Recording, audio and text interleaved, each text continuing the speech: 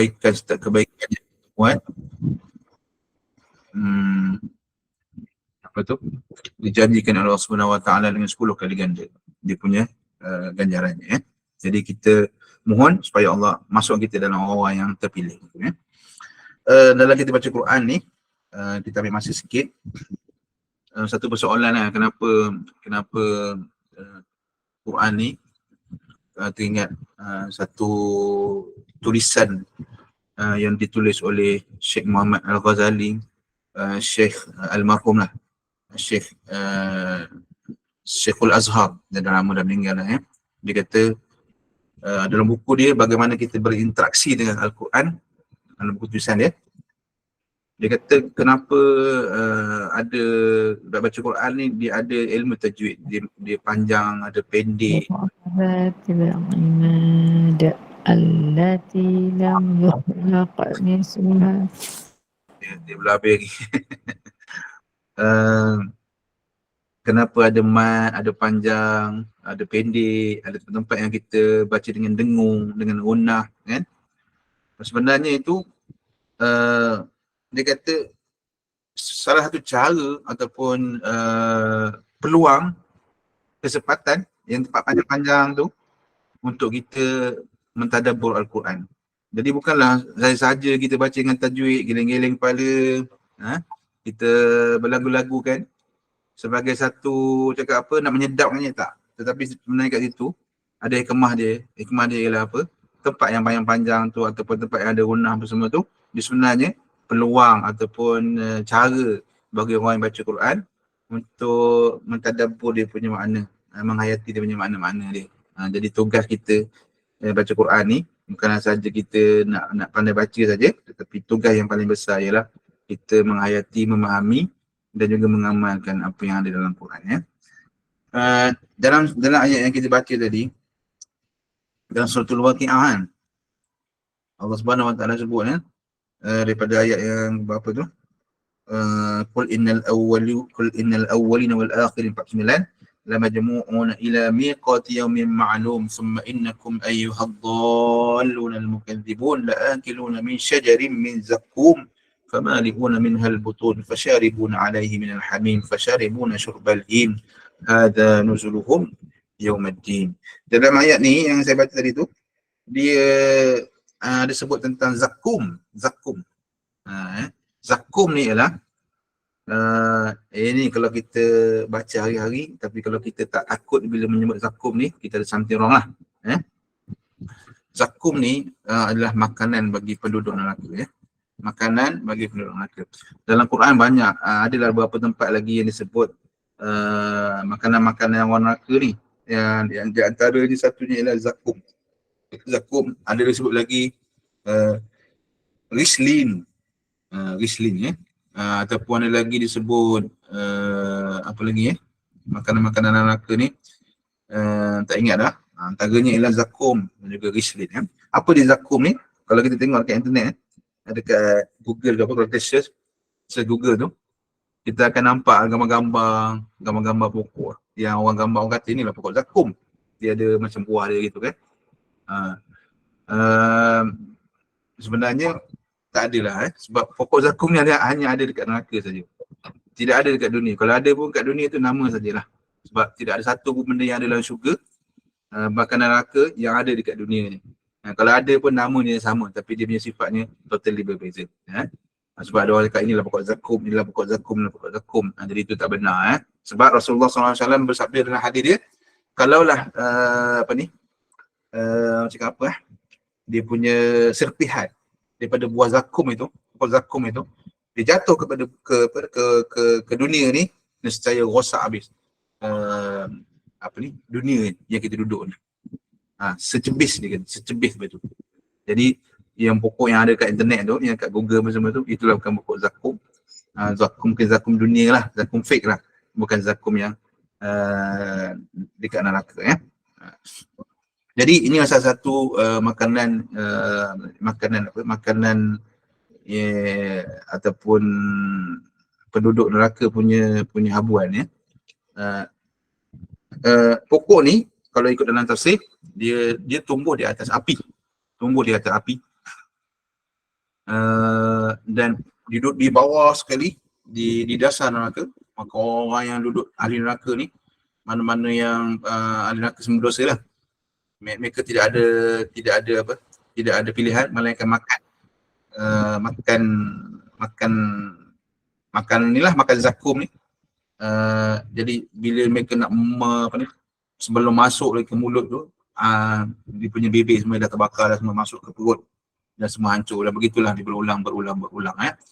Jadi itulah pokok zakum, hadiah bagi orang-orang yang pendosa, orang yang zalim di atas muka bumi. Dan dia ada package dia. Zakum ni dia macam McD juga, dia ada package dia kan. Kalau McD saya pun tak ingat lah benda-benda makanan dia macam KFC tu. Dia ada nasi dengan air contohnya gitu kan. Dalam neraka pun dia ada juga. Zakum ni, dia punya pasangan dia, lepas makan zakum ni, maka dia akan dihidangkan pula dengan minuman yang namanya hamim. Itu yang ada dalam ayat tu. Fasyaribuna alaihi minal hamim, ayat ke-45, ayat ke-54. Fasyaribuna alaihi minal hamim. Makan zakum dan juga minum dengan minuman yang namanya hamim yang menggelegak. Jadi inilah makanan orang-orang yang duduk dalam neraka. Satu ketika bila Nabi SAW kan Mi'raj, Isra Mi'raj kan, Nabi kan ditunjukkan dengan nikmat syurga, masuk dalam syurga, tapi Nabi tak masuk dalam neraka. Tapi Nabi diperlihatkan pokok zakum ni. Nabi cerita lah. Dan ketika cerita ni sampai kepada Abu Jahal mempermainkan. Dia kata, mana mungkin pokok yang tumbuh di atas api kemudian boleh makan pula dia punya bahagian daripada pokok tu. Dia kata karut, dia kata. Jadi dia main-mainkan. Dia kata sebenarnya zakum tu bukanlah api tu. Dia kata pokok api. Tapi zakum tu ialah buah tamar dengan roti, dia kata. Nanti ke akhirat nanti aku makan, dia kata. Tapi macam itulah dia memperlecehkan. Jadi kalau kita ikut logik kita dengan apa yang ada kat dunia ni, semuanya tak adalah dekat neraka tu ya. Sebab neraka syurga itu bukannya logik ya. Dia tidak dapat digambarkan. Tidak dapat digambarkan oleh fikiran kita yang ada dekat dunia ni. Sebab dalam surah lain apa tu, Allah SWT gambarkan dengan apa? Dengan gambaran yang lain ya. Azza, saya baca ayatnya dalam surah Saffat ya. Adzalika khairun nuzulan am sayatuz zakum, manakah yang lebih baik limpah kurniaan yang termaklum itu atau pokok zakum. Maknanya ayat tu tanya, adakah nikmat syurga tu yang baik ataupun pokok zakum yang ada dalam neraka ya. Apa di pokok zakum? Innaha syajaratun takhruju fi aslil jahim. Sebenarnya ia adalah sebatang pohon yang tumbuh di dasar neraka yang marak menjulang. Tal'uha ka'annahu ru'usus syayatin. Buahnya seolah-olah kepala syaitan-syaitan. Fa innahum la'akiluna minha famali'una minhal butun. Maka sudah tentu mereka akan makan dari buahnya sekalipun pahit dan busuk sehingga mereka memenuhi perut darinya. Thumma inna lahum 'alaiha lasyauban min hamim. Kemudian sesungguhnya mereka akan beroleh lagi selain daripada makanan itu, iaitu campuran daripada air panas yang namanya hamim. Dalam ayat ni Allah SWT menggambarkan buah zakum itu seperti kepala-kepala ru'usus syayatin, kepala-kepala syaitan. Ini orang panggil dalam istilah dia dalam ilmu tafsir dipanggil tasbihul majhul bil majhul. Allah SWT mengumpamakan sesuatu yang majhul, tak tahu apa dia ni. Zakum tu Allah umpamakan dia seperti kepala syaitan. Kepala syaitan pun kita tak tahu macam mana. Ada ke antara kita yang pernah tengok kepala syaitan ya? Kalau syaitan manusia tu adalah, itu bukan syaitan betul, itu syaitan perangai syaitan. Ini syaitan betul, kepala syaitan. Jadi benda tu tak tergambar oleh kita macam mana. Kepala syaitan tu macam mana kita tak tahu.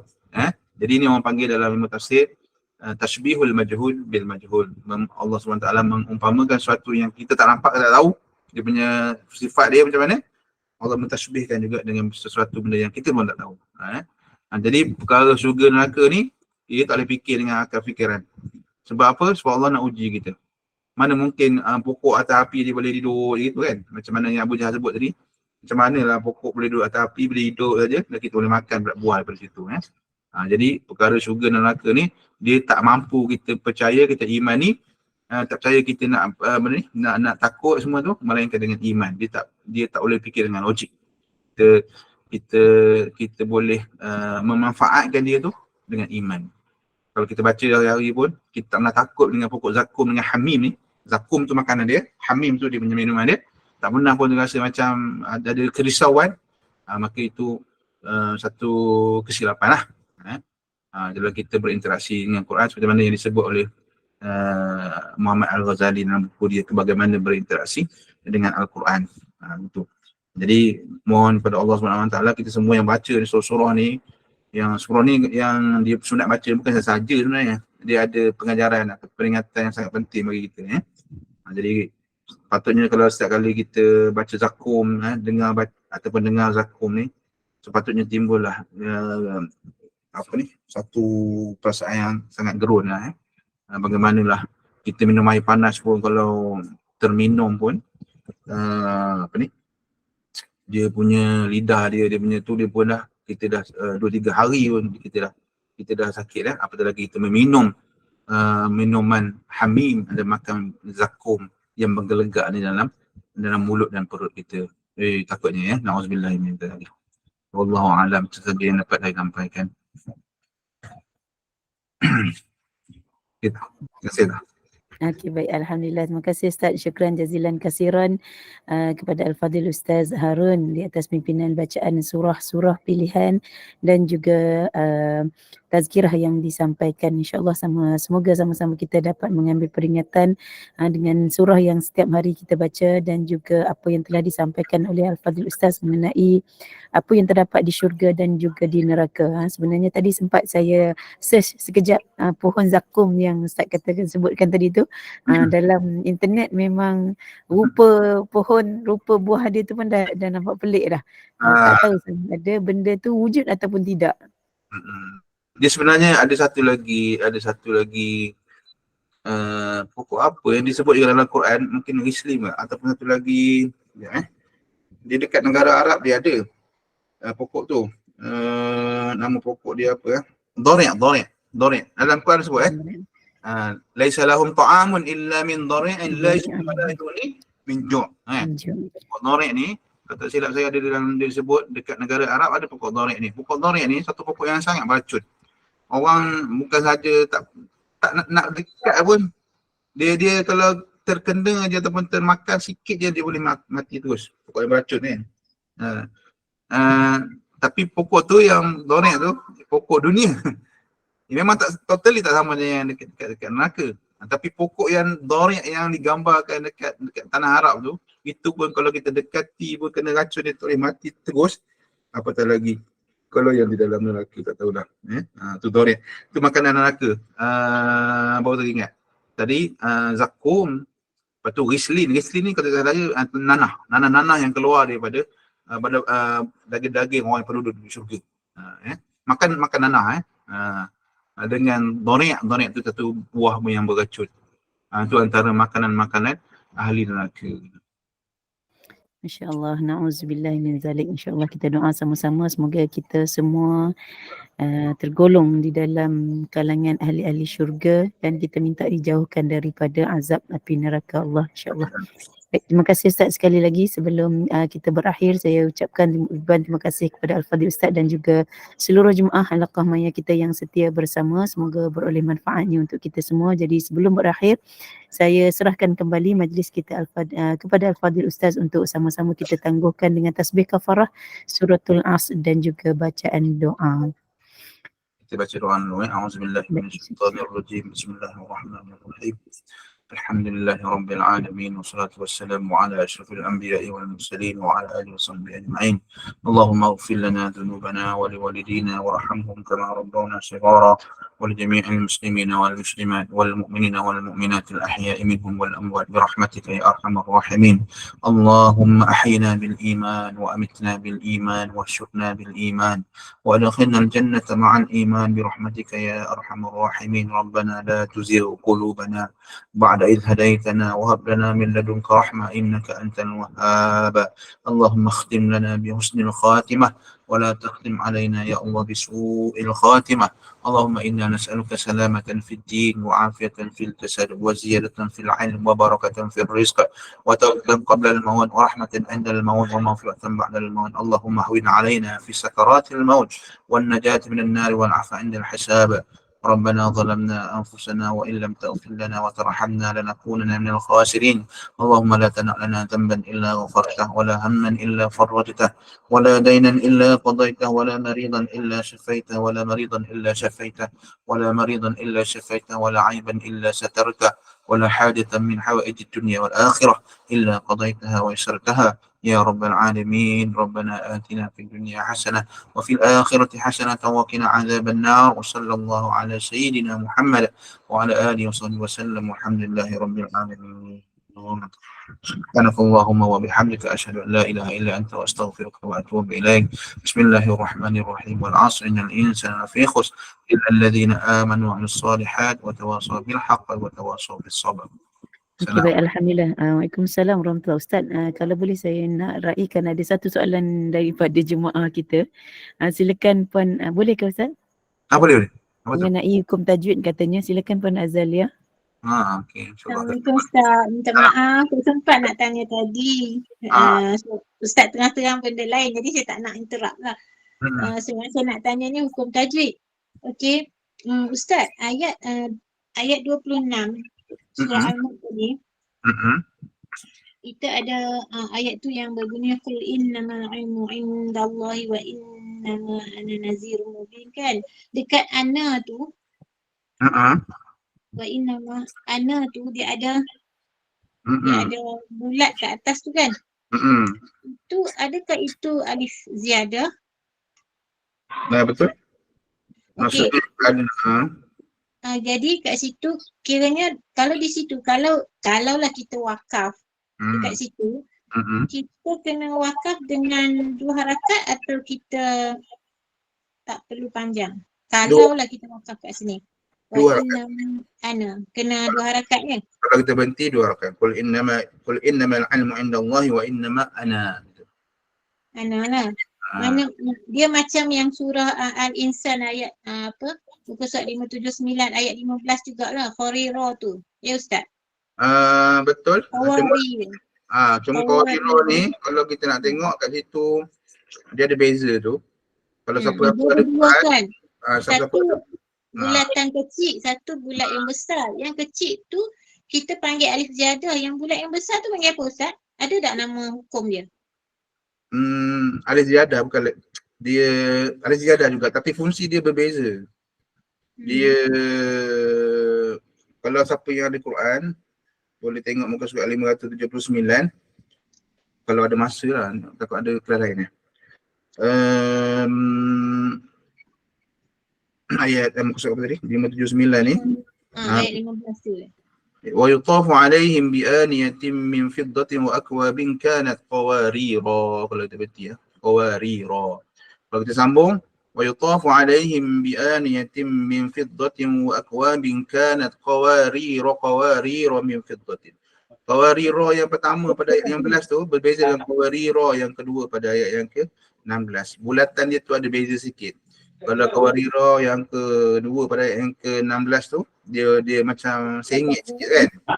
Dia dengar awak tanya kalau ditutup ni Dia pintu. bulat dia tu kecil besar kan. Jadi dua-dua alif ziyadah juga ke? Terus ditutup. Dua-dua tu alif ziyadah juga ke? Saya istilahnya tu dua-dua tu alif ziyadah tapi fungsi dia tu tak sama. Dia satu bila kita berhenti dipakai. Bila kita yang dua, yang satu lagi tu bila kita sambung pun tak pakai, bila kita berhenti pun pakai. Tak pakai juga. Dua-dua tak pakai. Yang kedua tu Qawarira min fiddatin. Oh, okey. Ah. Tapi nama dia sama je lah, nama alif ziyadah, cuma fungsi dia tu yang saya nak tahu nama dia, kok ada hukum yang nama khas untuk yang tu, yang alif ziyadah tu kita Dia tahu. sebenarnya dia bukan dia orang apa ni sebut alif tu. Dia sebenarnya dia orang fokus bila sebut dalam tanda-tanda Quran tu, dia bukan fokus dekat alif tu. Dia fokus dekat bulat. Okey. Satu sifar yang tegak tu, satu lagi sifar yang condong tu.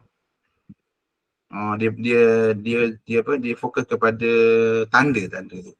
Kalau tengok dekat belakang Quran Okey. Okey, terima kasih. Assalamualaikum warahmatullahi wabarakatuh. Boleh tak? Alhamdulillah. Waalaikumsalam warahmatullahi. Terima kasih Ustaz. Terima kasih kalian. Jumpa lagi semua. Assalamualaikum warahmatullahi wabarakatuh. Terima kasih. Terima kasih. Terima kasih.